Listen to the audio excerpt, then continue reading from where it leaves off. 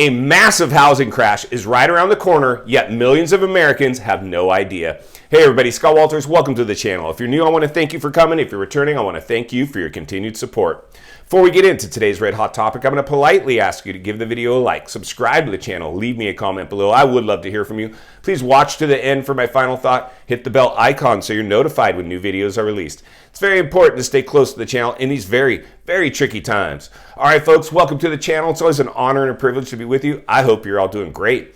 Buckle up and strap in. I got a hard-hitting pull, no punches, no sugarcoating it, no rainbows and sunshine. I'm just going to give it to you and give it to you straight. And folks, the writing is on the wall. This one is unfolding right in front of our face. Congratulations to anybody that's trusted me, stuck with the channel, because everything is playing out exactly how we predicted. My goodness, the reality, our friends, is that not everybody watches this channel. Millions and millions of Americans are still out there drinking the Kool-Aid.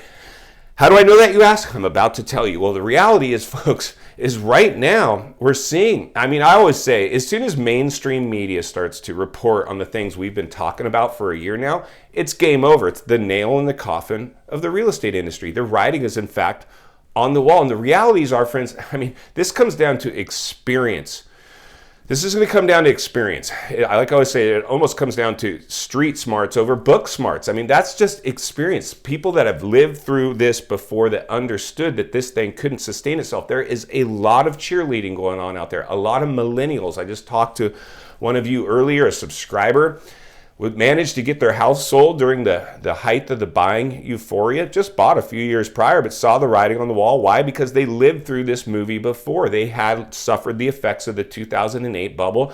They had a moment of clarity, and they said, it's time to dump the home. And they saw some millennials overpay to get that home. And while they felt bad for the millennials because they felt like they were probably setting themselves up to fail, they understood the realities is that, they had to sell the house. And so they can't force anybody to do anything they don't want to, or certainly not going to talk somebody out of buying their house. Who can blame them for that? But the realities are, friends, is 1 out of 4 mortgages being written right now, and there's barely any being written at all, are ARM, adjustable rate, balloon payment mortgages, teaser rate mortgages. These are the loans that are statistically designed to fail. The success rate of an ARM mortgage is very low, and it's just a complete roll of the dice with your life.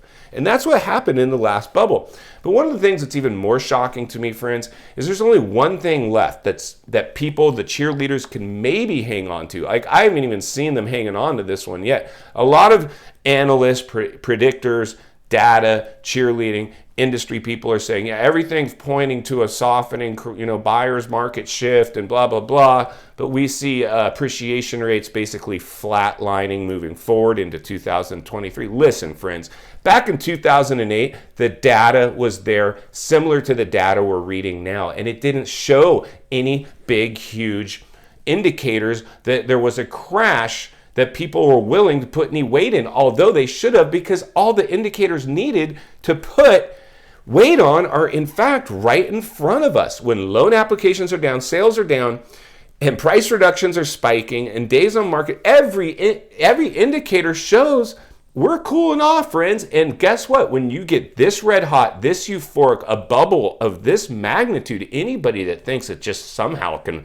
flatline moving forward is completely out of touch with reality. They need this market to continue. Now listen, friends, like I've always said, I benefit. This thing continues, I benefit. I'm doing this because I know how it feels to be tied to a home that's no longer worth what you paid for it. It is no fun. I did that before. I always say doing the same thing over and over, expecting a different result, is in fact the definition of insanity. So when this bubble was created, I sat it out and started warning people. We'll continue to do that. But the reality is, friends, is what we're seeing now is the majority of loans are a big chunk, about a third really, actually, 1 out of 4, I think it's a little higher actually, that are saying people are taking these teaser rates that they're still, they're not watching the right information of warning people. They're basically people that have, every report I've seen are just people that never lived through and suffered the last crash. They're just out there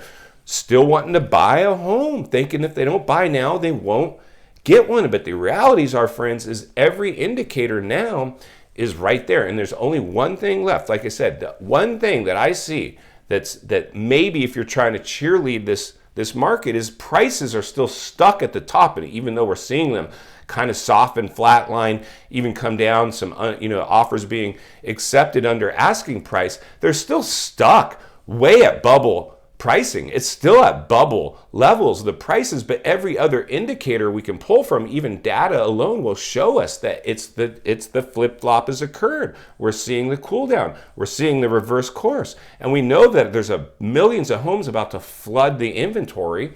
And it's just going to be, I believe that this one is going to come out of left field, similar as 2008. It came out of left field. It was just basically steady declines until finally, in some areas, like I've reported on before, it got to below 50% of their original appraised values. It's going to happen again in many areas. Like I said, you got to understand certain areas are going to behave differently. Certain areas behave differently in the bubble. Certain areas will behave differently in the crash.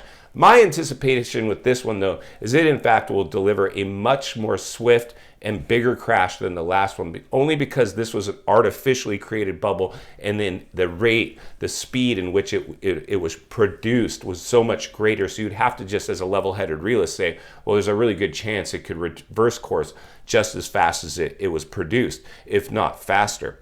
In final thoughts today, I come to you as a friend, as a content creator, somebody who wants to see you not only win in real estate, win in life, understanding that buying in the height of the biggest real estate bubble ever produced in world history probably is not going to produce that. Buying outside the bubble for potentially pennies on the dollar will. I've always said I'd be less concerned about owning my home, more concerned about owning other people's homes. Don't get so tied up in this need to buy your home and look good on the outside. Sacrifice now to benefit later. Be willing to live in a shoebox temporarily and buy up some rental properties. In fact, if you're a renter yourself right now and you've been wanting to buy a house, I would personally try to go buy a rental property somewhere and stay as a renter, because rents are going to follow prices. As price declines happen, rents are going to decline as well. They might actually lag a little bit behind the home values, but not much. They run really, based on my experience in the last downturn, when we saw those price reductions happening in the real estate market in the downturn, rents followed suit. Tenant turnover, and like I've always talked about, especially in the rental industry, and we're going to be talking about this moving forward, because high caliber quality tenants have a lot of value, and the way to stick those is give them a deal. If you're price gouging them, just following whatever the going rate is on rentals, you're not going to keep them, because the moment they see a better deal, they're going to jump ship. Quality tenants are very, very important. That's something we're going to have to talk about moving forward, because my goal is to put you guys all into the investment realm and eventually build your wealth in real estate, and understand that's what you needed to do all along.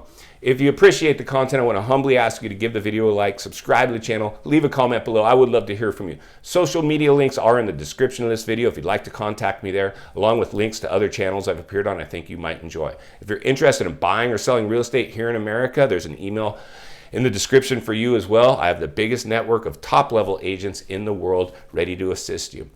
Also, make sure you take a look at a lot of great offers from great companies that are giving this channel discounts that I think you absolutely would love, including but not limited to WEBULL with free stocks, EKSTER, awesome trackable wallet if you lose your wallet, SIMPLYWISE, another great service on trying to making sure your taxes are handled, all your deductions easily, so when you get to tax time, you're not scrambling, and many, many others. As always, thank you for your time. Please go make it count today. I'll see you on the next video.